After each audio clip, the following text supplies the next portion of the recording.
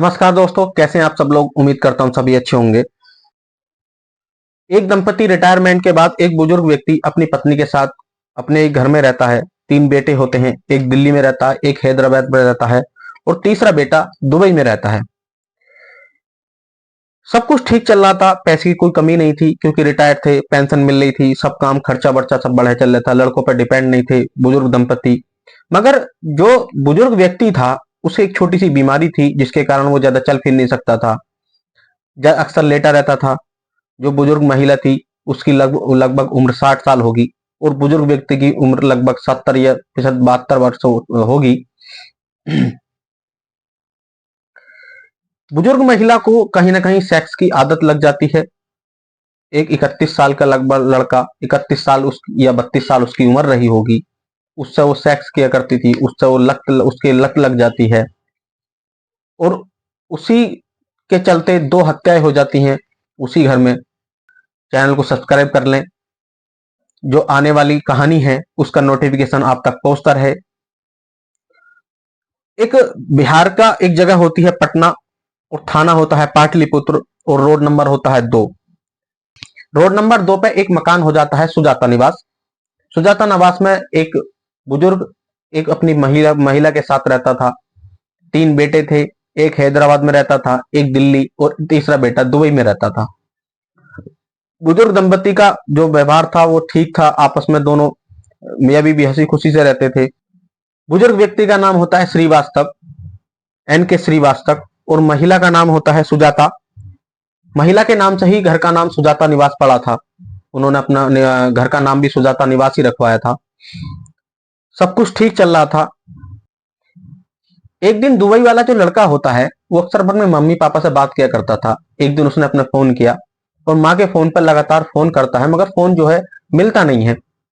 लगभग काफी कोशिशों के बाद जब फोन नहीं मिलता, घर के सामने एक घर था जहां पे वो गार्ड साहब रहते हैं, गार्ड साहब का घर था। वो पड़ोसी होने के नाते उनका भी फोन नंबर उसने ले रखा था, कभी जैसे अपने माँ बाप को फोन नहीं मिल पाता तो उनके द्वारा संपर्क कर सके। उसने जैसे ही अपने फोन किया गार्ड साहब को, गार्ड साहब से बोला कि गार्ड साहब ऐसे ऐसे मुझे अपनी मम्मी से बात करनी है, मेरी मम्मी का फोन नहीं मिल रहा है, जरा बात करा दीजिए। गार्ड साहब कहते हैं कि आप लाइन पे रहो, मैं 1 मिनट में घर पहुंचता हूँ और जाकर अपनी तुम्हारी बात कराता हूँ। जैसे ही गार्ड साहब अंदर जाते हैं, उसके घर जाते हैं, घर से देखते हैं बाहर से कुंदा बंद है, गेट का जो दरवाजा था वो बंद है।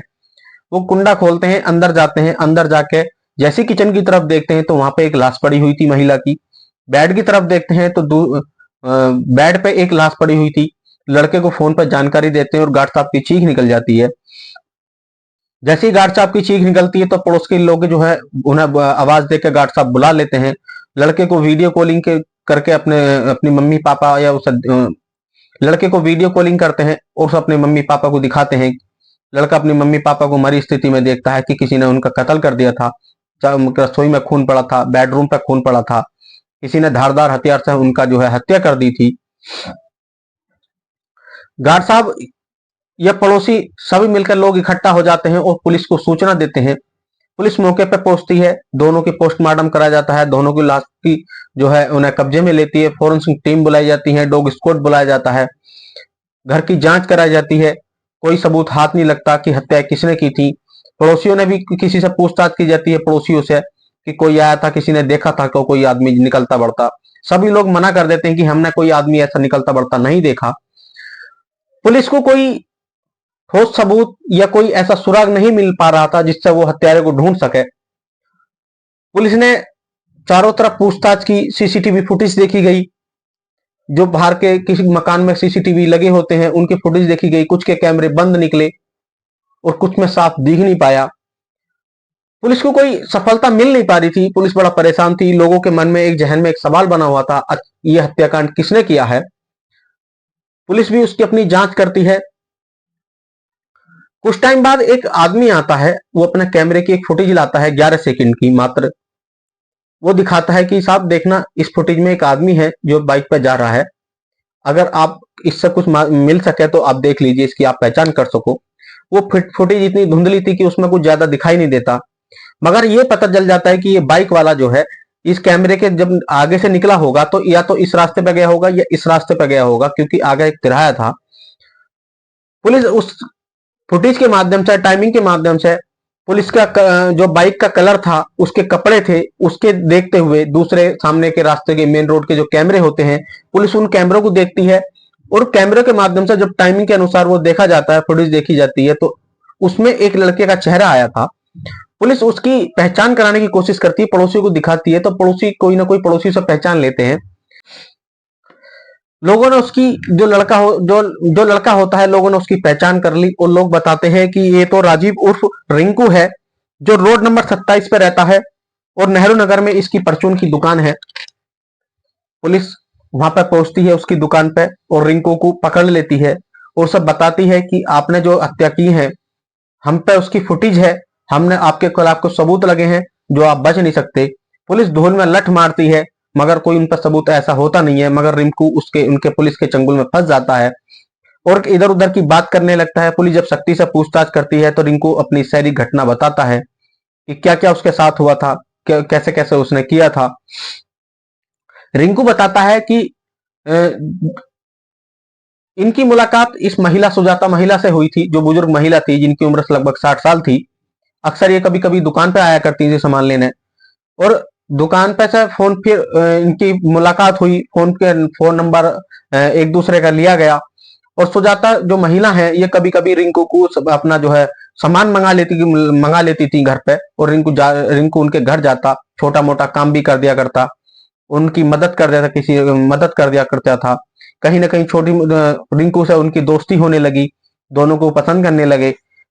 सुजाता ने एक बार उनसे शारीरिक संबंध बनाए रिंकू के साथ और कुछ पैसे रिंकू को दे दिए। रिंकू को भी अच्छा लगा कि पैसे मिल जाते हैं। सुजाता कहीं ना कहीं रिंकू के जो है सेक्स के आदत पड़ गई थी सुजाता को रिंकू के साथ। वो अक्सर उसके साथ सेक्स किया करती और उसे इतनी बुरी आदत लगी कि एक दिन जब रिंकू को उसने बुलाया था अपने घर पे और वो सेक्स कर रहे थे, तो आवाजें निकाल रही थी। आवाजें उसके पति बाहर जो कमरे में दूसरे बीमार पति होता है, जो एन के श्रीवास्तव होते हैं, वो सुन लेते हैं। वो जैसे तैसे करके अब कोशिश करके वो उठ जाते हैं। उठ के जैसे ही गेट खोलते हैं उनके इधर का जो कमरे का, वो उनकी अपनी बीवी को गलत स्थिति में देखते हैं, आपत्तिजनक स्थिति में देखते हैं। उन्हें गुस्सा भी आता है। जैसे ही वो तेज करके चिल्लाते हैं तो पड़ोसी उनके चिल्लाने की आवाज नहीं सुन पाते, क्योंकि दोनों में कभी कभी अक्सर झगड़ा भी हो जाता है मियाँ बीवी में। तो लोगों ने सोचा कि ये तो अक्सर लड़ते ही रहते हैं। एन के श्रीवास्तव को उनकी बीवी जो है बेड पर खींच लेती है। रिंकू उनका तकिए से मुंह दबाता है। सुजाता रसोई से भागती हुई चाकू लाती है और चाकू लाकर अपने पति के जो सीने में घोंप देती है और एन के श्रीवास्तव की वहां पर मौत हो जाती है। रिंकू घबरा जाता है। रिंकू बोलता है कि ये तुमने क्या किया, ये तुम्हें ऐसा नहीं करना चाहिए था, ये नहीं मारना चाहिए था। तो वो कहती है तुम घबराओ नहीं, मैं अपने आप संभाल लूंगी। रिंकू को डर लगता है अगर इसने कहीं बता दिया या मुझे जेल हो सकती है। सुजाता रसोई में जाकर चाकू धो देती है, ब्लड के निशान धो देती है। वो चाकू को रसोई में रखती है। जैसे ही वो अपने कपड़े अपने हाथ ब्लड से धो रही थी, पीछे से रिंकू जाता है और रिंकू जाकर चाकू उठाता है, उसका गला रेंद देता है। गला काटते वक्त जैसी उसे पकड़ता है सुजाता ने उसके हाथ में भी काटा था और वहां से दरवाजा बंद करके चुपचाप वहां से निकल कर अपनी दुकान पर जाकर बैठ जाता। उसने सोचा पुलिस मुझे पकड़ नहीं पाएगी, मगर पुलिस ने जब जांच करी तो रिंकू को पकड़ ही लिया। आखिर उसमें सफलता हासिल कर ही ली। कैसी लगी कहानी कमेंट करके जरूर बताएं।